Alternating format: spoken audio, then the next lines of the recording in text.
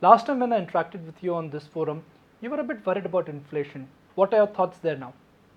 Well, I want to, although in my personal opinion, that WTI will settle between 75 and 80 and Brent will settle between 90 and 95, at which stage the diesel prices are fully priced on, the petrol prices will come down.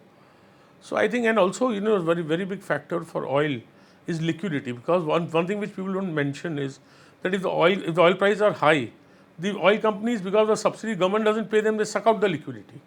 That causes interest rates to harden. Also, its effect on our current account deficit, on our fiscal situation, on our inflation, and through inflation on stock valuations.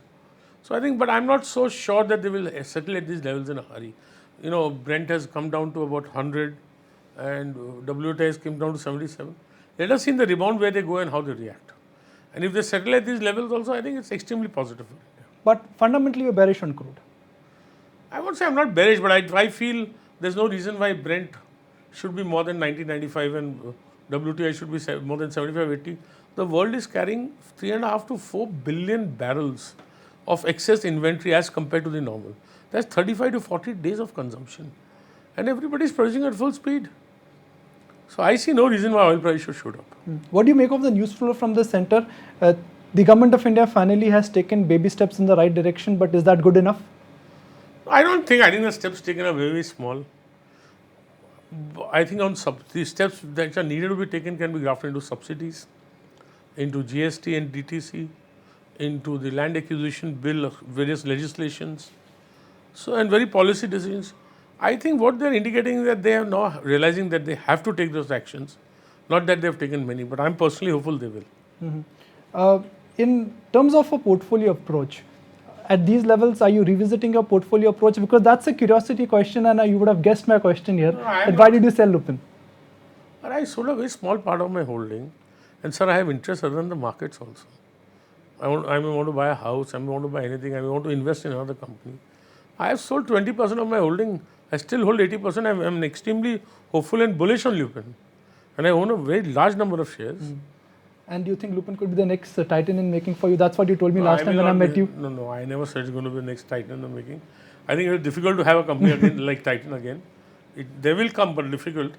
I think it's a good company. And I think if stocks give me like Titan, Crisil, Lupin, if they give me the Karur Vysya Bank, if they give me 18 to 24% return, I'm very happy.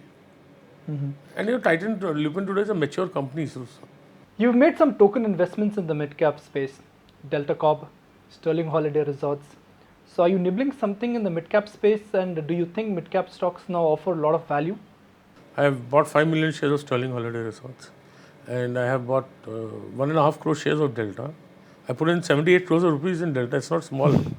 So I'm by your standard? No, it's by my standard also very large, sir. I don't have so much. I have far lesser will than people think, but far more than I need. So what I feel is that I am very excited by the gambling business in Delta, and we hope to capture 75-80% market share in India. And even Sterling Holiday is a business with very high entry barriers. It's a near zero debt company. Mr. Ramanathan, who ran Mahindra Holidays, is now is the head of the management. And it's got very big entry barriers. We have to make 12, 15 resorts, 20 resorts in order to launch a company. And in India, that's a very difficult proposition. And I think there are at least 1 crore couples in India who are potentially in the next 4-5 years customers. And both the companies put together are getting 30,000 customers a year. So I think vast potentiality for growth. And as income increases, discretionary expenditure, holidays will go up again. So I think that's why I invested. Next 2 or 3 years, are you looking at increasing the width of your portfolio, or you want to narrow down, you want to cut some investments, and you want to take more concentrated bets? Well, my portfolio is also still absolutely very much concentrated now. I think 7-8 shares will be 80% of my portfolio, listed portfolio. I don't know what I'll be doing, Nikunj. I may be exiting some, I may be adding some. Addition will depend on opportunity, exits will depend on need. But the flavor would be largely domestic and consumption-oriented businesses. Not really. I'll put money in anything in which I think there's potential. You've not made any large investments of late in any of the IT companies? I had never had a large investment in any IT company. Except like Geometry. Except Geometry, which has been a disaster for me. And what else did you say about? Pharma, the last big investment was Orchid. Yeah, so I have Lupin, I have Orchid, I have 2 investments in the unlisted space where I put in a lot of money. So fair share of my portfolio. Do you think currently the way Indian economy is moving, the way global economy is moving, we are simply setting stage for a very big bull run in next 2 or 3 years for Indian markets? I don't know. I mean, difficult to say. It depends on how the world reacts and what politically develops in India more than anything else. So there could be, there could not be. But as an investor, I'm quite sure that India is going to grow double digit. It may take 3 years, 4 years for us to set the base and ground for it. And Indians, you think of it, $700 billion of savings, and you don't get $7 billion into the stock market. Government of India imported $38 billion worth of gold in the first quarter of this year, and there is not $38 billion in the Indian mutual equity fund industry. So think of the amount of money that's going to, it is going to come one day.